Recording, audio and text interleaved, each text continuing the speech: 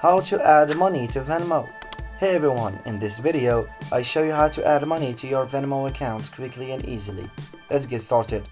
First, open the Venmo app on your smartphone and log into your account. Once you're in, tap on the options icon or menu in the upper left corner of the screen. Next, select Manage Balance from the menu, and here you'll see your current balance and an option to add funds. So tap on Add Funds to proceed. Now, you can choose how much money you want to add to your Venmo account, so you can enter any amount you like, keeping in mind that the minimum you can add is $10.